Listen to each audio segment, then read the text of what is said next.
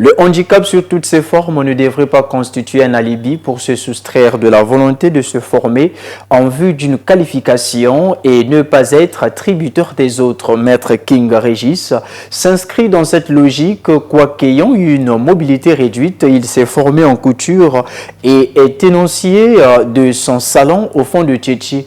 Nikondoulou et Relbi l'ont rencontré pour vous. Il ne s'appuie pas sur son état physique pour mendier comme le font les autres. Quoiqu'ayant une mobilité réduite, il s'est formé en couture et tient aujourd'hui un salon. Conscient de la stigmatisation, Maître King Régis n'a jamais baissé les bras pour s'affirmer dans un monde où la concurrence bat son plein. Moi, j'ai choisi la couture pour être un peu libéral. Vu mon état physique, poursuivre les longues études, vous voyez ce que ça va faire. Donc j'étais obligé de me rendre dans un centre de formation professionnelle qui est situé à Dolisie, Salangolo, sur la grande avenue de l'aéroport de Dolisie. J'ai fait un concours et j'étais admis. J'étais obligé de commencer à faire les cours là-bas. C'est là où j'ai fait économie et couture broderie.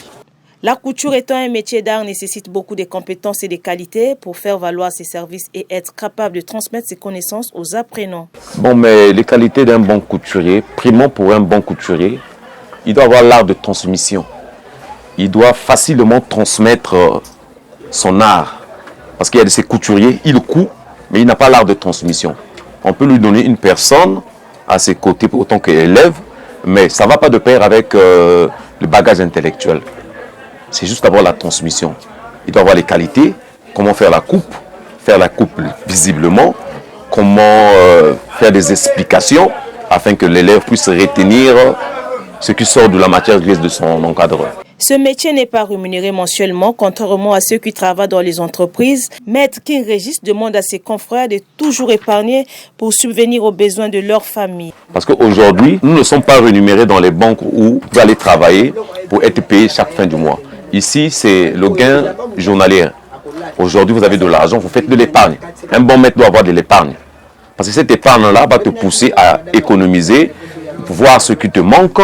Parce que là, au niveau de l'atelier, il faut payer les vaselines, il faut payer les fermetures, il faut payer les doublures pour que ton atelier puisse vibrer. Maintenant, du problème personnel, il ne faudra pas qu'on dise que non, mais nous avons un oncle qui est couturier, ou nous avons un maître qui est couturier, mais qui ne s'en sort pas. Alors là, ça va de pair avec votre intellect. Vous devez faire des économies pour que ta famille ne puisse pas manquer quelque chose, pour que tes enfants aillent à l'école, pour que tu sois propre, pour que tu puisses rémunérer au bailleur de l'atelier.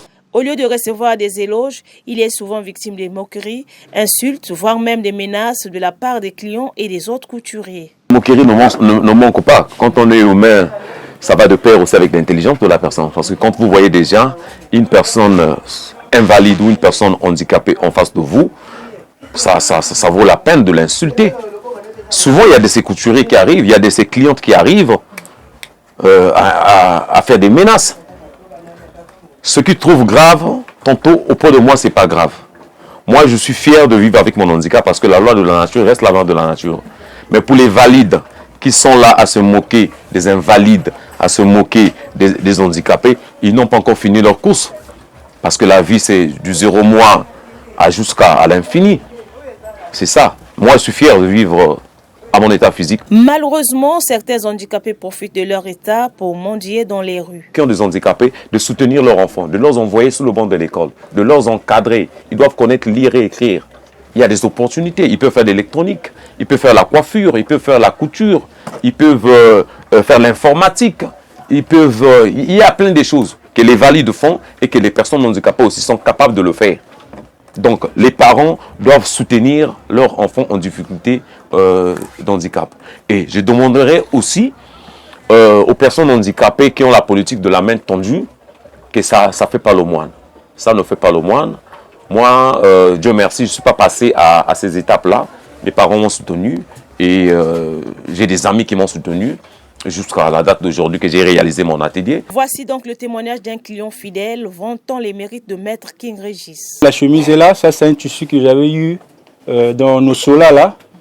Il a cousu une belle chemise, on appelle Madiba, donc là je vais encore fouetter ça pour avoir des points de la rue. C'est fait par Maître King. Hein.